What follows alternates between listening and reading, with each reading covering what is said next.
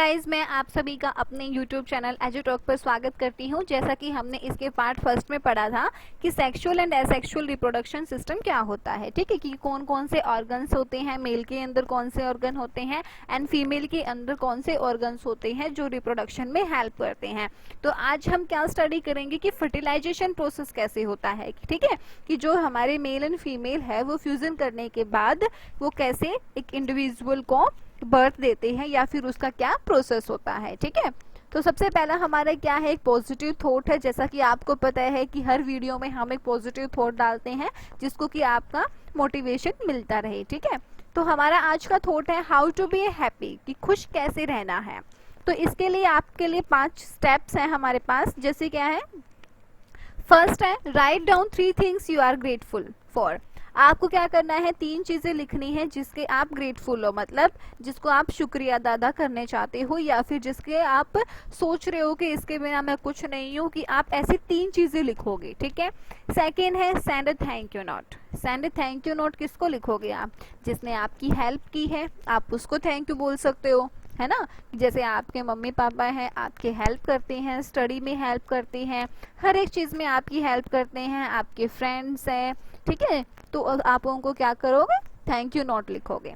Third है हमारा exercise for 20 minutes. आपको क्या करना है, सुबह जल्दी उठना है और उसके बाद 20 मिनट आपको एक्सरसाइज करनी है जिससे आपका मन शांत रहे। ठीक है, आपको थोड़ा पीसफुल एनवायरनमेंट मिलेगा।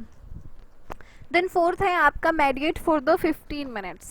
आप देखिए, अगर आप मेडिटेशन करते हो तो क्या होगा, आपको स्ट्रेस नहीं होगी, किसी भी बात की टेंशन नहीं होगी। ठीक है, तो आपको मेडिटेशन करना है, एटलीस्ट 15 मिनट तो करना ही करना है। वो आपके ऊपर डिपेंड है कि आप सुबह करो शाम को करो। देन फिफ्थ पॉइंट है हमारा प्रैक्टिस द स्माइल लूप। आपको हमेशा हंसते रहना है। ठीक है, ये अगर आप 5 स्टेप अप्लाई करते हो तो आप हमेशा खुश रहोगे। ठीक है, तो आज का हम टॉपिक स्टार्ट करते हैं इसी के साथ। तो फर्स्ट टॉपिक है हमारा फर्टिलाइजेशन, जैसा कि हमने स्टडी किया था। ठीक है, अब देखिए सबसे पहला स्टेप क्या होता है फर्टिलाइजेशन का। The first step in the process of reproduction is the fusion of sperm and the ovum. अब देखिए, जैसे कि मैंने आपको बताया था कि जो फीमेल होती है, फीमेल के अंदर क्या होता है, ओवम होता है। ठीक है, मतलब एग होता है। एंड जो मेल होता है, मेल के अंदर क्या होता है, स्पर्म होता है। ठीक है, जो अपने टेस्टिस में प्रोड्यूस करता है, ये मैंने आपको बताया था। अब देखिए, जब ये एग एंड स्पर्म दोनों मिलते हैं आपस में तो क्या करते हैं, वो फ्यूजन करते हैं। ठीक है, वो आपस में मिलेंगे। अब ये मिलते कैसे हैं, देखियो मैं आपको डायग्राम से बताती हूँ।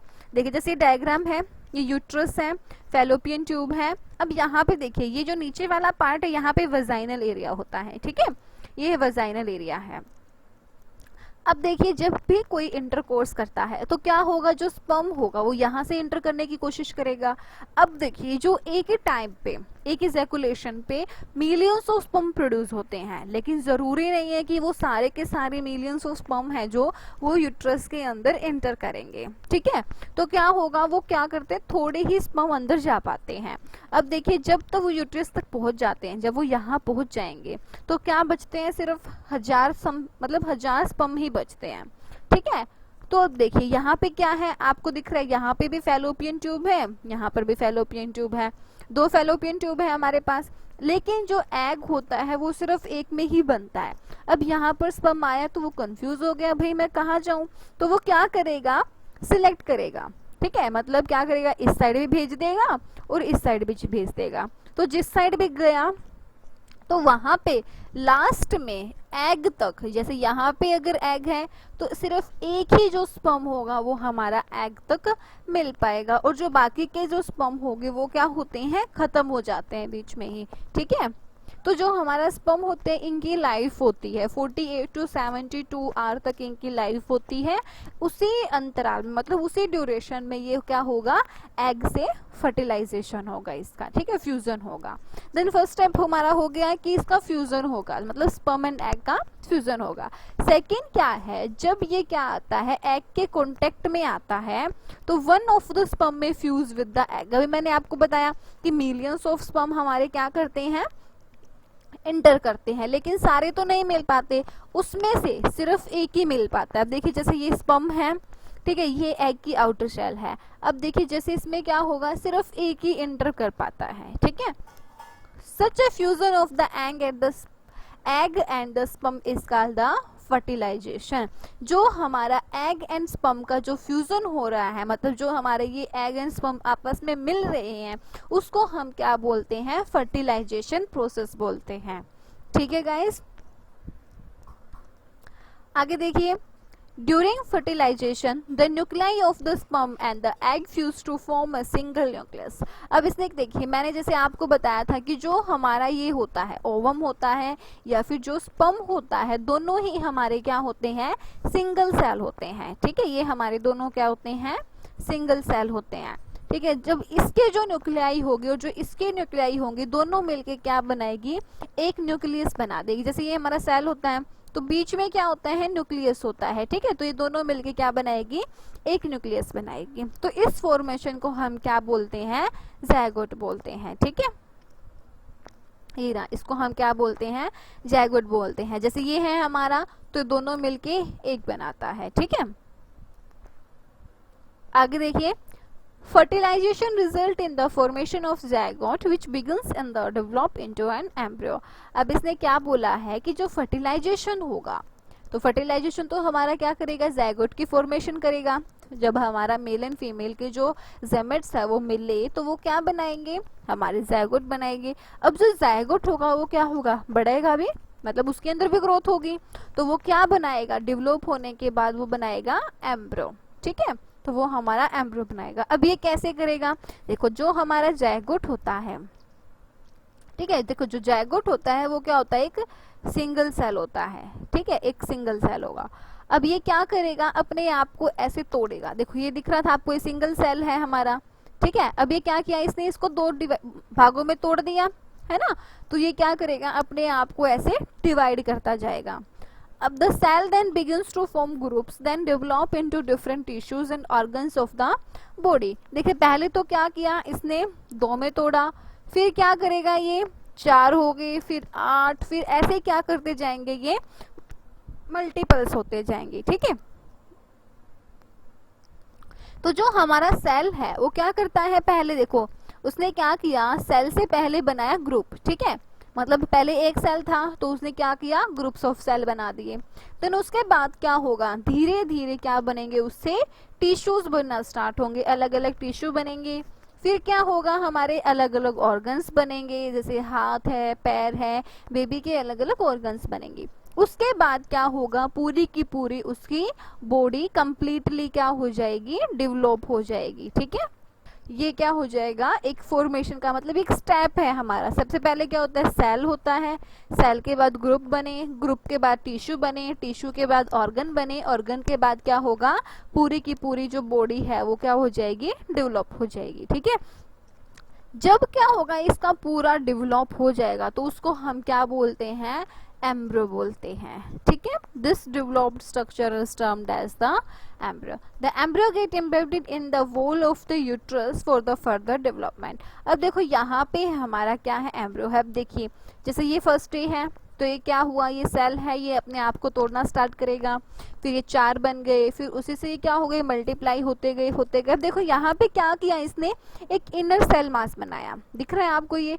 तो ये क्या करेगा, अब यहाँ पे यूट्रस, ये यूट्रस है, यहाँ पर आकर क्या हो जाएगा, इम्प्लीमेंटेड हो जाएगा, मतलब यहाँ पर आके ये सेट हो जाएगा। तो जो बाकी की जो डेवलपमेंट होगी, मतलब जो बाकी का मतलब डेवलपमेंट होगी बेबी की, वो कहाँ पे होगी, यूट्रस के अंदर होगी। ठीक है, आगे देखते हैं। The embryo continue to develop in the uterus. अब जो एम्ब्रियो है वो हमारा क्या करेगा, यूट्रस के अंदर ही अपनी पूरी डेवलपमेंट करेगा। It gradually develop body parts such as hand, leg, head, eyes, ears। और जो बेबी के जितने भी हमारे मतलब जो बॉडी के जो डेवलपमेंट है, लाइक हाथ है, पैर है, सिर है, आँखें हैं, कान है, वो सारी कहाँ होगी, यूट्रस के अंदर ही डेवलपमेंट होगी। ठीक है, The stage of embryo in which all the body parts can be identified is called the fetus। अब देखिए जैसे ये आपको डायग्राम दिख रहा है, हमारा क्या है, बेबी है यूट्रस के अंदर। अब इसके अंदर देखिए चेंजेस कैसे हो रहे हैं। ये जैसे वीक 4 में क्या हुआ, इसके अंदर थोड़ी क्या हो रही है, मतलब उसके पार्ट शो हो रहे हैं, ठीक है। अब देखिए जैसे ये हमारा वीक 5 है, ये हमारा देखिए इसके क्या हो रही है, हाथ पैर निकलने स्टार्ट हो गए हैं, शो होना स्टार्ट हो गया, ये हेड है, ठीक है। जैसे वीक 7 है, ये हमारा क्या है, वीक 8 है। तो देखिए इसमें क्या है, सारे के सारे जो बॉडी पार्ट्स है वो अच्छे से विजिबल हो रहे हैं। तो उस स्टेज को हम क्या बोलते हैं, फोटो स्टेज बोलते हैं, जिसमें बेबी के सारे पार्ट्स है वो अच्छे से आइडेंटिफाइड हो रहे हैं, अच्छे से हम उनको देख पा रहे हैं। तो उस स्टेज को हम क्या बोलते हैं, फोटस बोलते हैं, ठीक है। When the development of the fetus is complete, जब उसकी डेवलपमेंट हो जाती है तो क्या करती है, जो मदर है वो उनको बर्थ दे देती है, ठीक है। 9 मंथ का टाइम लगता है। अब देखिए जो बेबी है वो खाना कैसे लेता है। अब देखिए ये आपको नली दिख रही है, ये वाली देखिए, the foetus gets its oxygen and nutrients and the returns waste and carbon dioxide through the placenta. देखिए इसको, ये क्या है, जो ये नली है इसको बोलते हैं प्लेसेंटा। अब जो बेबी है वो डायरेक्ट तो खाना नहीं खा सकता है, उसको हम डायरेक्ट खाना नहीं खिला सकते। तो जो मदर जो खाना खाएगी, ठीक है, वो क्या करेगा, इस प्लेसेंटा की हेल्प से बेबी तक पहुंचेगा, ठीक है। जितने भी न्यूट्रिएंट्स होंगे, जितने भी ऑक्सीजन है, वो क्या करेगा, इस प्लेसेंटा की हेल्प से बेबी तक पहुंचता है, और जितना भी वेस्ट है वो बाहर निकल जाता है, ठीक है। अब देखिए यूट्रस के अंदर हर वीक में बेबी के अंदर क्या क्या चेंजेस आते हैं, ठीक है। जब हमारा बेबी 9 वीक का होता है तो क्या होता है, फेटल स्टेज बिगन्स। तो जो फेटल की जो स्टेज है वो स्टार्ट हो जाती है, ठीक है। तो जो 12 वीक्स में क्या होता है, जो उसके सेक्स ऑर्गन्स है वो भी डिफ्रेंशिएट हो जाते हैं। 16 वीक्स में जो उसके फिंगर्स है, मतलब जो उसके हाथ के और जो पैरों की जो उंगलियां है वो भी डेवलप होना स्टार्ट हो जाती है। 12 वीक्स में हियरिंग बिगन्स हो जाती है। देखिए ये एक मेन चीज होती है।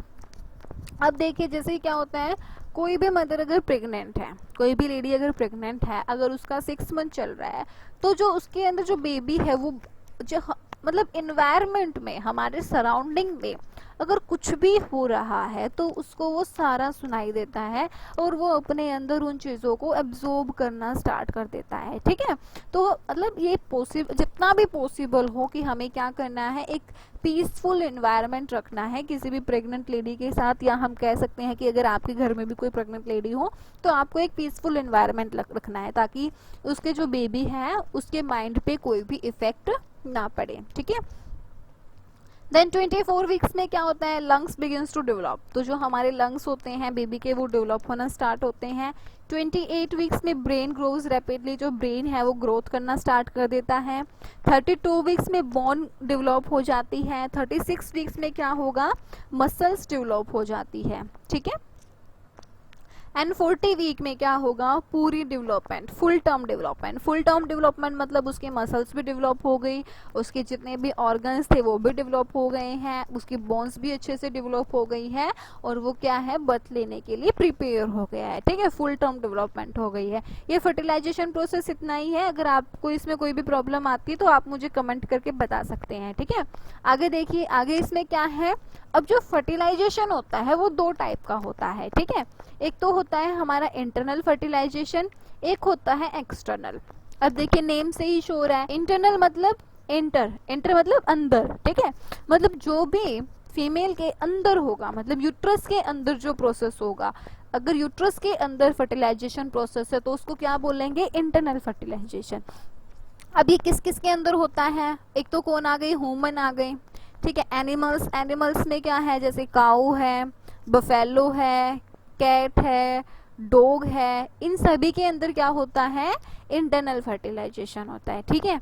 एक्सटर्नल फर्टिलाइजेशन, एक्सटर्नल मतलब जो एक्सटर्नल मतलब बाहर, मतलब जो बॉडी के बाहर फर्टिलाइजेशन हो रहा है। ये मोस्टली कहाँ पे होगा, जो वाटर के अंदर जो एनिमल्स रहते हैं, सॉरी जो भी इंसेक्ट है या फिर कोई भी जो ऐसा इंसेक्ट है जो वाटर के अंदर रहेगा, तो वो क्या करते हैं, एक्सटर्नल फर्टिलाइजेशन करते हैं। अब देखिए जैसे आपको ये पिक्चर में दिख रहा है, मेंढक है, और देखिए ये क्या है, ये व्हाइट व्हाइट आपको दिख रहा है, ब्लैक एंड व्हाइट, ये क्या है, इनके एग है, ठीक है, एग एंड स्पर्म है। अब ये कैसे प्रोसेस करता है, देखिए जब हमारे जो मेल एंड फीमेल जो मेंढक होते हैं वो आपस में फ्यूजन करते हैं, तो जो फीमेल जो होती है वो क्या करती है, एक ही टाइम पे 100 एग रिलीज करती है, मतलब हंड्रेड्स ऑफ एग रिलीज करती है वो एक ही टाइम पे। ठीक है, तो देखो ये आपको दिख रहा है। अब इनके ऊपर आपको ये दिख रहा होगा, देखिए यहाँ पे क्या है, एक ऊपर इनकी लेयर सी है, होता है जैसे छोटी सी लेयर है ये, एक मतलब शेल नहीं होती, एक जेली टाइप लेयर है। ठीक है, ये देखिए आपको दिख रहा है ये जेली टाइप लेयर है। अब क्या होता है, ये पानी के अंदर उनको ऐसे ही छोड़ देते हैं। ठीक है, तो जो मेंढक होगा मतलब जो मेल वाला होगा वो क्या करेगा, फिर स्पर्म रिलीज करेगा। ठीक है, तो जब ये स्पर्म हो गए ये एग के साथ मिलेंगे तो ये क्या करेंगे, फर्टिलाइजेशन करेंगे। सारा ये इनका प्रोसेस पानी के अंदर ही होगा और जो उनसे क्या होगा, नए इंडिविजुअल पैदा होंगे। ठीक है, तो ये क्या होता है, एक्सटर्नल फर्टिलाइजेशन होता है। ठीक है, एक्सटर्नल फर्टिलाइजेशन में अगली वीडियो में आपको दिखाऊंगी कि मुर्गा होता है, जैसे मुर्गी होती है तो वो कैसे फर्टिलाइजेशन करती है, उनका अलग प्रोसेस होता है। ठीक है, तो अगली वीडियो में हम क्या स्टडी करेंगे, हम मतलब बाइनरी फ्यूजन के बारे में स्टडी करेंगे। ठीक है, और जो हमारे विविपोरस होते हैं, ओविपोरस होते हैं, वो क्या होता है। ठीक है, तो आज की वीडियो के लिए इतना ही काफ़ी है। अगर आपको कोई भी प्रॉब्लम आती है तो आप मुझे कमेंट करके बता सकते हैं। ठीक है, अगर आपको ये वीडियो पसंद आई हो तो आप please like, subscribe and share and comment ज़रूर करें। Thank you guys.